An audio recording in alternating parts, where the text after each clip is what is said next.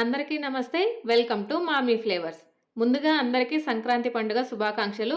ఇవాళ అటుకుల పాయసం ఎలా తయారు చేసుకోవాలో చూడబోతున్నాము. పండుగకైనా స్పెషల్ రోజుల్లో అయినా చాలా తక్కువ సమయంలో చేసుకునే టేస్టీ అటుకుల పాయసం చూసేద్దామా? ముందుగా దీనికి ఒక బౌల్లో 1 కప్పు మందపాటి అటుకులు తీసుకొని వాటర్తో శుభ్రంగా 2-3 సార్లు కడిగేసుకోవాలి. ఇప్పుడు దీనికి మూత పెట్టేసుకుని పక్కన పెట్టుకోవాలి.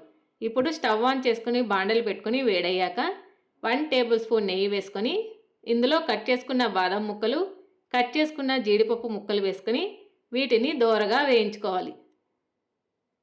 ఇలా దోరగా వేగిన తర్వాత ఇందులో ఎండు ద్రాక్ష కూడా వేసుకొని మరొకసారి వీటిని బాగా వేయించుకోవాలి. చూసారా, డ్రై ఫ్రూట్స్ అంతా బాగా వేగిపోయినాయి కదా. ఇలా వేయించుకున్న తర్వాత వీటిని ఒక బౌల్లోకి తీసేసుకోవాలి. ఇలా బౌల్లోకి తీసుకుని పక్కన పెట్టుకోవాలి.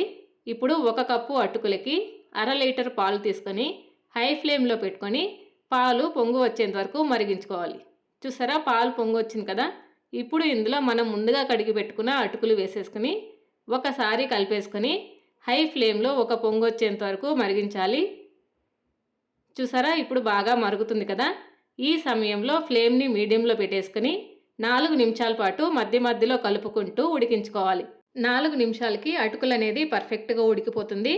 ఇప్పుడు స్టవ్ కట్టేసుకుని ఇందులో 1/2 టీ స్పూన్ యాలకుల పొడి, 3/4 కప్పు తురుముకున్న బెల్లం వేసుకుని బెల్లం కరిగేలాగా చక్కగా కలుపుకోవాలి. చూసారా, బెల్లం అంతా కరిగిపోయింది కదా. ఇప్పుడు ఇందులో ముందుగా వేయించి పెట్టుకున్న డ్రై ఫ్రూట్స్ని వేసేసుకుని మరొకసారి బాగా కలిపేసుకుంటే పాయసం తయారైపోయినట్టే. ఇప్పుడు దీన్ని సర్వింగ్ బౌల్లోకి తీసేసుకొని పైన డ్రై ఫ్రూట్స్తో గార్నిష్ చేసుకుని సర్వ్ చేసుకుంటే పిల్లల నుంచి పెద్దల వరకు అందరూ చాలా ఇష్టంగా ఎంజాయ్ చేస్తారు. ఈ రెసిపీ కనుక మీకు నచ్చినట్లయితే please like, share and subscribe to my channel. Thank you.